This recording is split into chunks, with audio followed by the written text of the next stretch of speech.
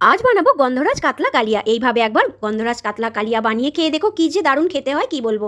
এর জন্য গাদা আর পেটির কিছুটা কাতলা মাছের টুকরো নিয়ে নিয়েছি, লবণ হলুদ দিয়ে দিলাম, আর গন্ধরাজ লেবুর ঠিক সবুজ অংশটাকে গ্রেট করে দিয়ে দেবো। খেয়াল রাখতে হবে এখানে কিন্তু সাদা অংশটা যদি পড়ে তাহলে কিন্তু মাছগুলো তেতো হয়ে যাবে। সামান্য একটু লঙ্কার গুঁড়ো দিয়ে খুব ভালো করে সব কিছুকে মাছের গায়ে মাখিয়ে নেব। তারপর আধা ঘন্টার জন্য এইভাবে মাছটাকে রেখে দেবো।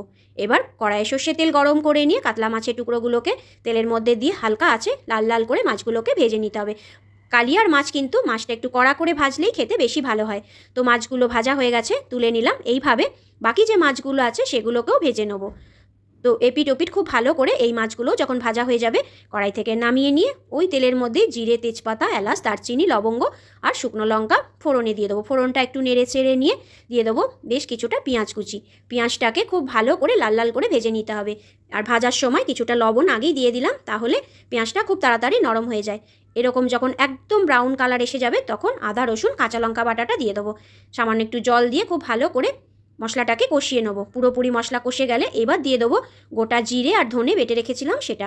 আবারও খুব ভালো করে মশলাটাকে কষিয়ে নেবো। দিয়ে দিলাম হলুদের গুঁড়ো আর সামান্য একটু গরম মশলার গুঁড়ো। খুব ভালো করে যখন কষানো হয়ে যাবে, মশলা থেকে তেল ছেড়ে আসবে, পরিমাণ মতো জল দিয়ে খুব ভালো করে ফুটিয়ে নেবো। 5 মিনিট মতো ফুটে গেলে ভেজে রাখা মাছগুলোকে দিয়ে ওপর থেকে একটু ঘি ছড়িয়ে দেবো, আর আবারও একটু গন্ধরাজ লেবুর খোসাটা দিয়ে নামিয়ে নিয়ে গরম ভাতের সাথে এই গন্ধরাজ কাতলা কালিয়া একবার খেয়ে দেখো কী যে দারুণ খেতে হয় কি বলবো। তো ভিডিওটা এটুকুই, আবারও দেখা হবে নতুন কোনো ভিডিওর সাথে। ততক্ষণে তোমরা ভালো থেকো, সুস্থ থেকো, টাটা।